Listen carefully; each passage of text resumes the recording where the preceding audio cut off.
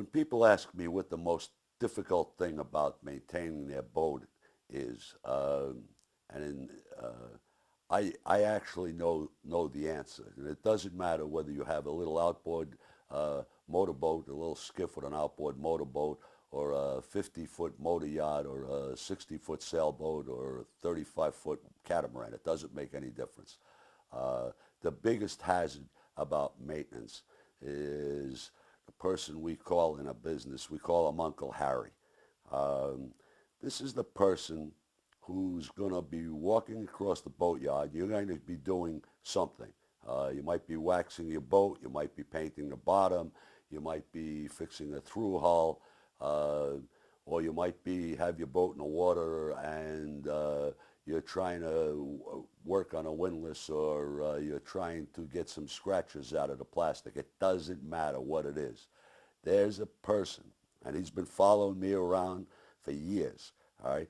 Uncle Harry, all right? This person will walk up to you and, unprompted, will immediately start giving you advice, telling you everything that you're doing wrong, what you should be doing, and make you and totally and completely crazy. Because if you're painting the bottom, he's going to tell you get the wrong bottom paint, and what you should be using is Micron C instead of Interlux or whatever. If you're working on a windlass, he's going to give you another story. And if you're cleaning the plastic, as I mentioned, he's got another routine. Instead of using Simonize to get out the scratches in your plastic, you should be using kerosene. 99% of the time, this jerk doesn't have any idea what he's talking about. I believe there's somebody, one of my competitors, one of the other boat companies, actually pays this guy to follow me around, because he invariably will show up no matter where I am. Usually when I'm having a tough job or a problem, trying to get a propeller off a boat, changing a rudder, whatever we happen to be doing, fixing a repair, this guy will show up, stand right up close next to me, right in my face, and start yakking at me with the stupidest and the most wrong information. And it's impossible to get rid of this person. And if you're a little turned around on a job, he's like a shark smelling blood in the water, because he's going to, for sure, keep right on going and keep toppling bad advice on and bad ideas and stupid things right on top of your problem.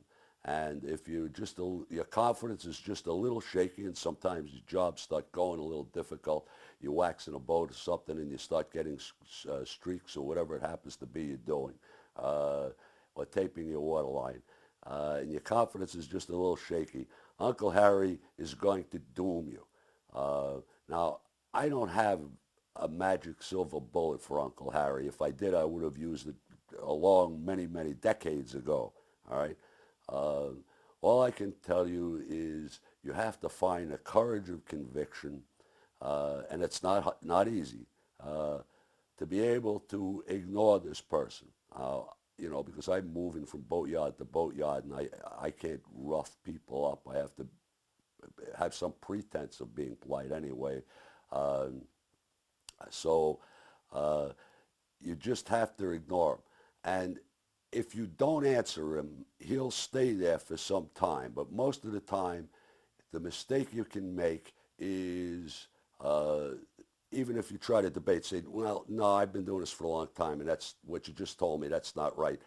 As soon as you do that, you're doomed, because that really gets the whole snowball, rolling until you've got an avalanche of bad information.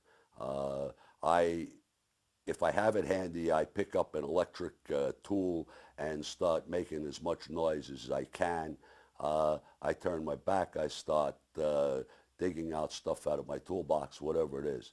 That person, all right, and if you haven't met him yet, and he hasn't walked down a dock or walked up to you in a boatyard, it only means you haven't been boating very long. If you've been boating for more than 1 year, you've met this jerk, all right? And the key is to ignore him. For John, ignore them. You know, if you have to be polite, be polite. But once you start talking to this person, it's the end of life as you know it. So the biggest hazard in maintenance, all right, is it the job? Is it the sequence of work? Is it the material that you need? It's a person that'll come up to you and get you set on a totally wrong track with the worst information and get you completely upside down. Now, I've been at this a long time, all right, and I still can get a little beat up when an Uncle Harry comes walking up to me at a boatyard because he always sounds like he knows everything. This guy's an encyclopedia of bad information, but he's doing it with such a level of confidence that it completely throws you because you start wondering, well, maybe that be, forget it, all right? If you can beat Uncle Harry, the Uncle Harry syndrome, the rest of the maintenance on your boat is going to be very, very easy.